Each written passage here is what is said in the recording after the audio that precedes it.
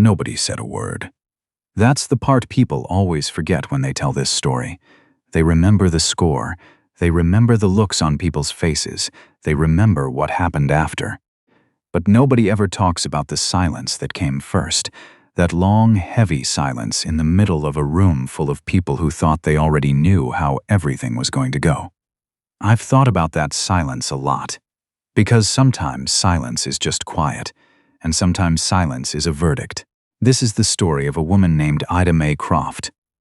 Ida was 53 years old and had been pushing a supply cart through the corridors of Hargrove and Sutton Financial Group for 11 years.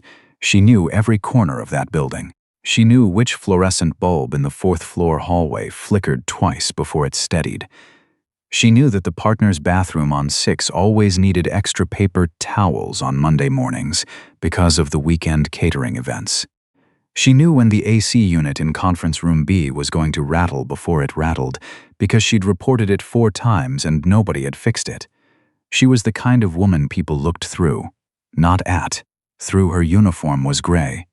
Her cart had a squeaky left wheel she'd asked maintenance to replace twice. She wore her reading glasses on a beaded chain around her neck, the kind her late mother used to call church glasses, and she kept a small photograph of her daughter tucked beneath the corner of the cart's top shelf, facing up, so she could see it when she needed to. Most mornings Ida arrived before anyone else. She liked it that way. She'd start on the 8th floor and work her way down, and by the time the elevator started filling up with briefcases and coffee cups and expensive cologne, she'd already finished half the building. She wasn't invisible because she tried to be. She was invisible because that was what the building had decided she was. And she'd learned a long time ago that some decisions aren't worth fighting. She'd fought enough decisions in her life. She knew when to save her energy.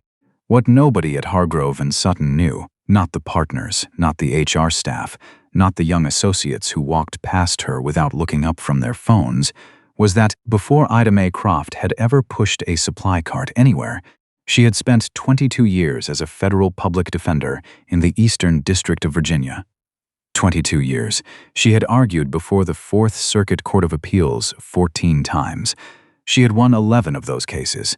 She had once spent 18 months building a wrongful conviction appeal that freed a man who had served 16 years for a crime he did not commit. She had cross-examined homicide detectives, forensic experts, cardiologists, and one very uncomfortable state senator. She had never in 22 years lost a case she believed in. Then her husband got sick. Then the treatment started. Then the money started going.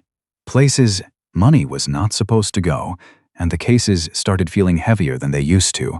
And one morning, Ida sat in her car in the parking garage of the federal courthouse for 47 minutes before she could make herself go inside. And then she did it again the next day. And the day after that, she retired at 51. People in the legal community called it early. Some of them called it a shame. A few of them, the ones who'd seen her in a courtroom, called it a loss. She called it survival.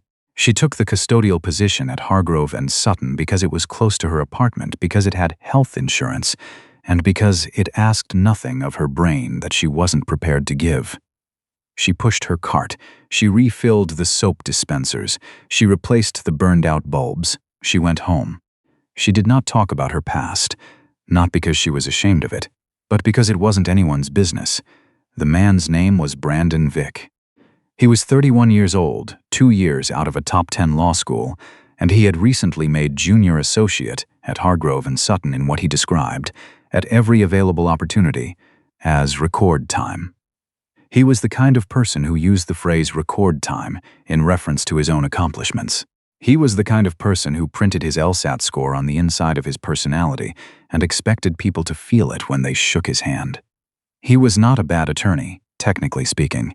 He worked long hours. He billed accurately. He knew procedure. But there is a particular species of competent person who mistakes their competence for superiority, and Brandon Vick was that species in its purest form. He had an audience, the way people like him always do. A rotating group of younger associates who laughed at his jokes and absorbed his opinions and nodded when he held court in the break room about what the partners really valued, and who was on their way up and who wasn't going to make it. He liked the audience. He performed for it. He had never spoken directly to Ida in 11 years. That was not unusual. Most people hadn't. But he had noticed her. In the way that certain people notice service workers, not as human beings, but as furniture that occasionally inconveniences them. He'd mentioned to someone once, within earshot of Ida, that the cleaning lady had moved his whiteboard markers and he couldn't find the blue one. He had not looked at her when he said it. She had not responded. She had, in fact, moved the markers because they were sitting in a puddle of spilled coffee she was trying to clean up. She put them back exactly where they'd been. He never found out. She didn't feel the need to explain. But things have a way of accumulating. It was a Thursday in late October when everything changed.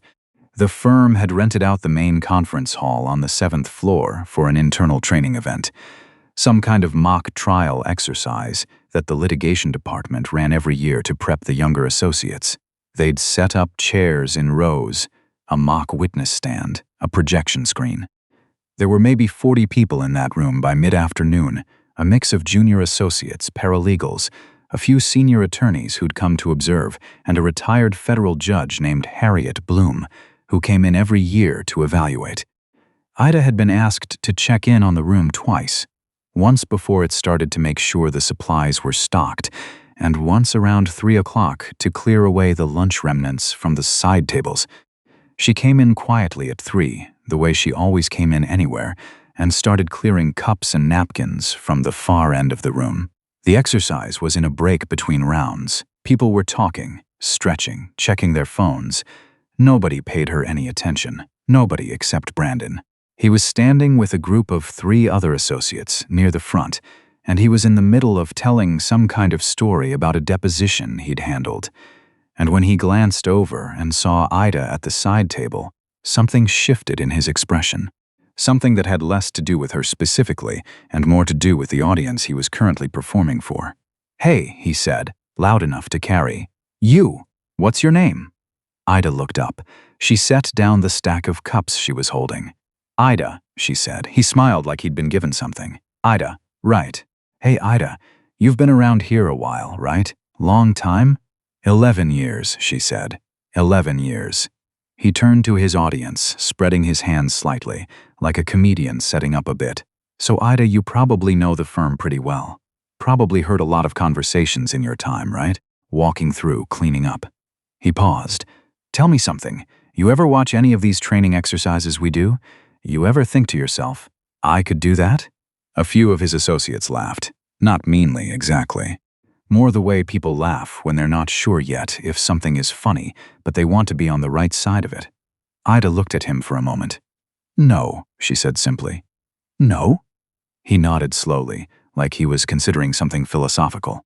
"Because here's the thing we're doing today. It's a cross-examination exercise. We take turns trying to break down a witness, and I was thinking, it might be fun, educational. For everyone." He gestured toward the mock witness stand. "What if Ida takes a turn, just for fun? Give everyone a real challenge." He smiled at his audience. "I'll go easy."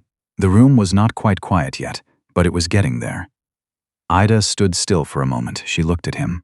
Then she looked at the room, at Judge Bloom, who was watching from her chair in the front row, with an expression that gave nothing away, at the 40 faces that were now turned in her direction, at the setup, at the chairs, at the flag in the corner, and the projection screen, and the microphone on the table.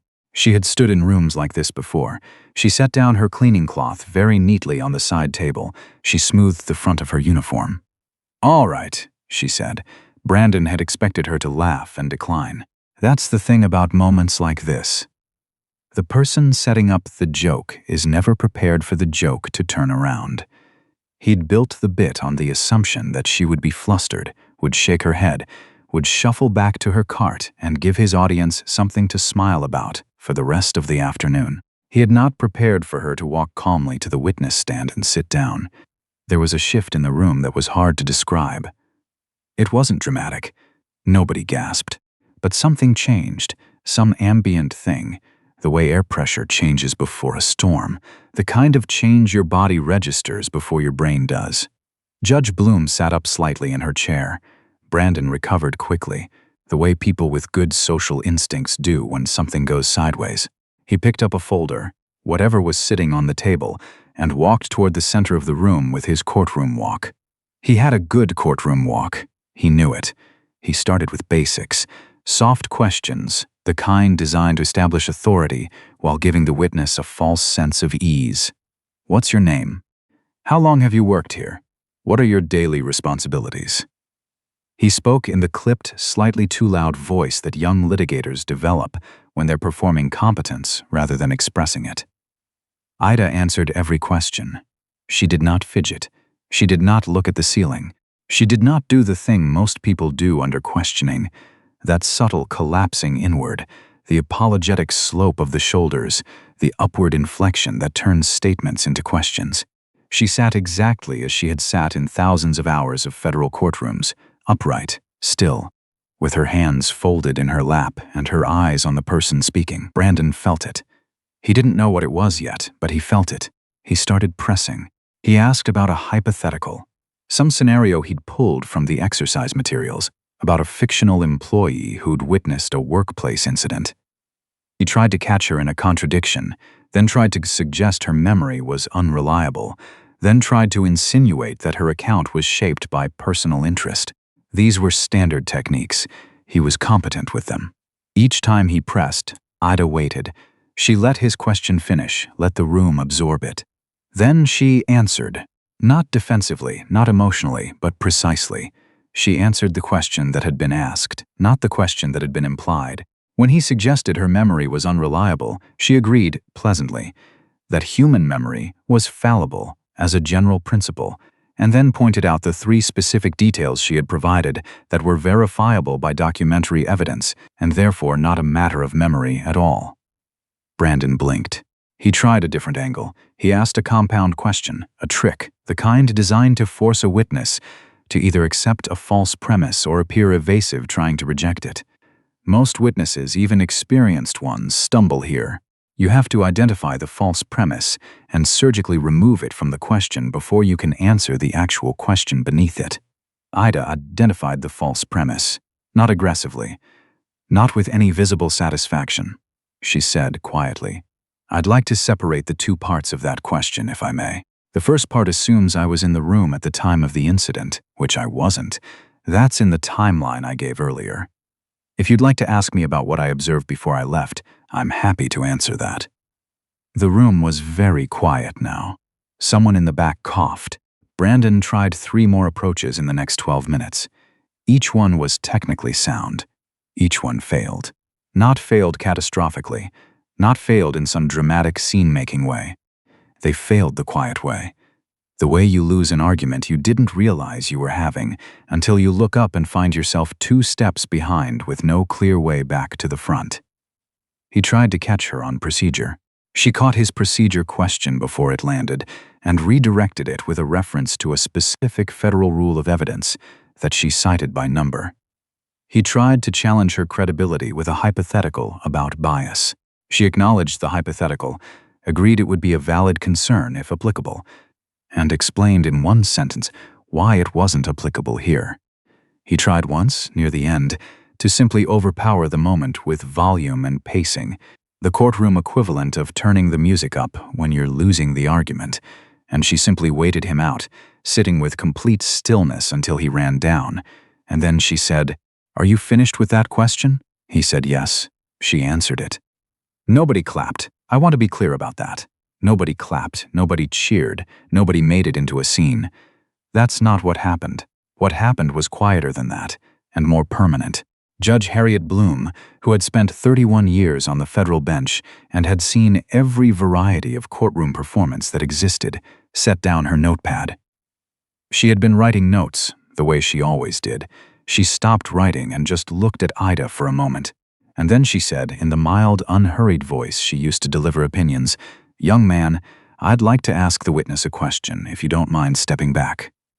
Brandon stepped back. Judge Bloom looked at Ida. "How many years in the courtroom?" she asked. Ida said, 22 federal. Yes, ma'am. Eastern District of Virginia, with appellate work before the 4th Circuit. The judge nodded once, slowly. The nod of someone having something confirmed rather than learning something new. Defense or prosecution? Defense, Ida said. Public defender's office. Another nod. That's the harder school. Yes, ma'am, Ida said. It is. Brandon was standing to the side. He had that very specific look that some people get when the ground has changed underneath them and they haven't caught up yet. His face wasn't angry. It wasn't embarrassed exactly. It was something more fundamental. The look of a person whose categories have just stopped working. He had filed Ida into a category 11 months ago. On some morning he didn't even remember, in some half-second of assumption that he'd never examined because he'd never had to. That category had felt solid, permanent. It had furniture in it and everything, and now all the furniture was on the floor. After that, the exercise resumed. Ida returned to her cart. She finished clearing the side tables. She changed the liner on the trash can by the door. She did these things with the same quiet efficiency she had always brought to them. Nobody said much to her directly. That was fine. She hadn't done it for anyone to say something to her. She'd done it because she'd been asked, and she'd said yes, and she didn't do things halfway. When she was nearly finished, one of the paralegals, a young woman named Dana who had been with the firm for only 8 months, came up to her. She was one of the people who had always nodded to Ida in the hallway. Not many people did that, Dana always did, she said quietly. I didn't know. Ida smiled. The real kind, the unhurried kind that starts in the eyes. Most people don't, baby, she said. Most people don't need to. She pushed her cart out into the hallway. Brandon did not do anything dramatic in the days that followed. He didn't apologize. He didn't go out of his way to avoid her either, though some people expected he would. What he did was something more complicated and, in its way, more honest than either of those things. He started looking at her when he passed her in the hallway, not with any great significance, not with visible contrition or performative regret, just actually looking. The way you look at a person when they are a person and not a category, as if he was trying to figure out, each time, what it meant to have carried around a wrong understanding of someone for a year without ever noticing the weight. Some lessons don't arrive with sound and fury. They arrive exactly like this, in a corridor, in a glance, in the quiet recognition that what you thought you knew about somebody was actually just what you thought about yourself. Ida noticed, because she noticed everything. She didn't make anything of it. She pushed her cart. She refilled the soap dispensers. She replaced the burned-out bulb in the 4th-floor hallway, the same one she'd been watching for 2 weeks. She went home to her apartment. She made tea. She looked at the photograph of her daughter on the windowsill. Some evenings she thought about the cases she used to work. Not with grief, exactly. More the way you might think about a place you lived once. That was good to you. With warmth and a kind of settled peace about having been there. She had done hard things. She had done them well. She had not needed anyone in that building to know, but they knew now, and the knowing hadn't changed who she was. It had changed who they thought she was. That was a different thing entirely, and it was their problem, not hers. Think about that for a second. How many Idas are walking through our buildings right now? How many people have we looked through without looking at? Not because we're cruel, but because we never stopped to ask what we were assuming and why. Brandon Vick is not a villain in this story. He's something more uncomfortable than that. He's something most of us recognize, if we're honest, from our own worst moments. The reflex to rank people before we know them, to sort the world into categories that make us feel comfortable inside our own position. Ida never needed validation from that room. She had 22 years of knowing exactly what she was worth. But I wonder sometimes about all the people who don't have that, who get filed into a category and never get a Thursday afternoon in October to set the record straight. I wonder what they carry. I wonder what we cost them. If this story made you think about someone you've underestimated, or maybe someone who underestimated you, drop it in the comments. And if you believe that quiet dignity is a kind of power most people never see coming, share this with somebody who needs to hear it today. We'll see you on the next one.